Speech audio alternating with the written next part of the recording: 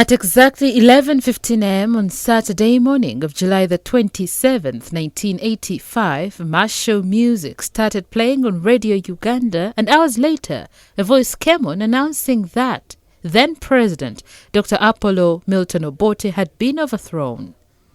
This marked the end of his reign as President of Uganda, starting his journey into exile, where he died 20 years later. New Vision TV interviewed his former bodyguard, Deo Semakula, not real names, to reconstruct Obote's last day as president.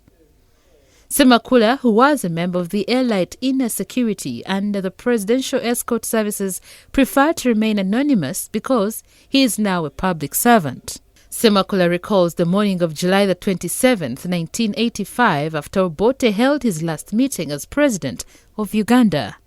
On Friday evening, inside the President's office at Parliamentary Building, a meeting was taking place discussing how to counter the force that was marching from Gulu to attack Kampala. Lieutenant Colonel Ogole assured the meeting that the renegade force would be blocked between Luwelo and Nakasongola. The war in Luwelo and defeat of Obote soldiers by a rebel force led by Yoweri Museveni had caused tribal tensions. Obote and the Chief of Staff, Brigadier Smith Opon Achak, were Langi, while the Chief of Defense Forces and Commander of the 4th Division based in Gulu, General Tito Okello, and Major General Basilio Alala Okello, respectively, were Acholis. Obote also told the meeting that Zambia government had accepted to send troops to help. A plane loaded with uniforms and military equipment had arrived at Entebbe Airport that Friday.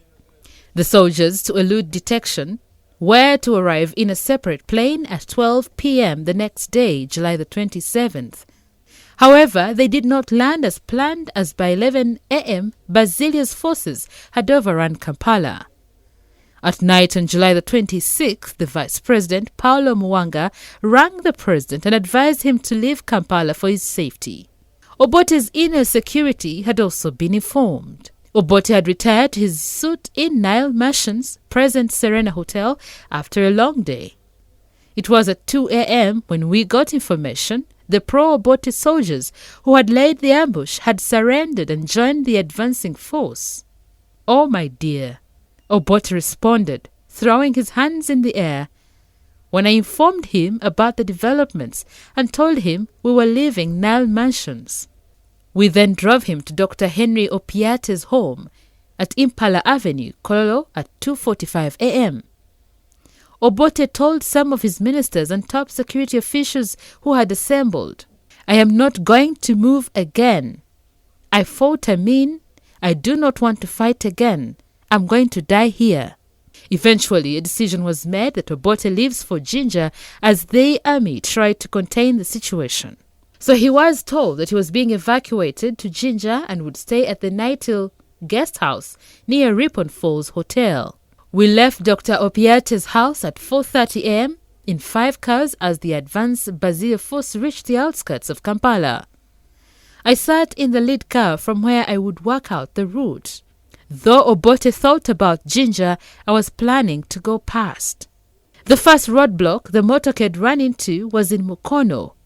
"Who are you?" a soldier shouted. "No one is going to escape. We shall all die here." "Who are you?" the soldier insisted. I told him my name. As luck would have it, the soldier knew me. Since I was neither an Acholi nor a Langi, he allowed us to proceed. I assured the soldier the President had asked us to pick his wife Mama Miria Obote, who was traveling by road from Nairobi. At 5 a.m., soldiers from the Gaddafi barracks were taking position at the Owen Falls Dam, and we slipped through using the story of picking Mama Miria. At the Jinja roundabout, I notified Obote that we were heading to Kenya. "Oh, my dear," was Obote's reply. My worry was soldiers from Magamaga barracks blocking the Jinja-Tororo road. But we cruised past with no incident. Instead of using the main road, I opted to take the Majanji route. Somewhere, Obote asked to be allowed to ease his bladder in the bushes, and we made a brief stop. All of us were silent. By 6 a.m., we were at Busia border. At the border post, the man who had been deployed to guard the gate had disappeared with the keys, and the exit gate was locked with a padlock. A soldier tried to block us, but we overpowered him and crossed into Kenya. Before we crossed, we left the uniforms and guns on the Ugandan side because we were entering another country. Kenyan security had already been alerted and the Kenya Busia District Commissioner received us. We were driven to Teachers Hotel in Busia for rest before proceeding to a state lodge in Kakamega. However, we had run out of fuel. We had not prepared for this long journey. Thank God I had $250, which I had saved from a trip to Ethiopia, and Dr. Obote had $100, which we used to buy fuel. Obote, lost in his own world, had no coin. He was broke. Obote turned to me, calling me by name, and said, "Thank you for saving my life. I can't pay you, but the people of Uganda will." This sounded like a final farewell. A new life awaited me. The only hope we had was crushed moments later when we learned that the Chief of Staff, Brigadier Smith Opon Achak, and Lieutenant Colonel Ogole had landed at Embakasi military base in Kenya. We had hoped the two would lead loyal forces to put up some resistance. Obote stayed in Kenya and eventually relocated to Zambia, where I later joined him. Years later, I returned to Uganda and joined the civil service.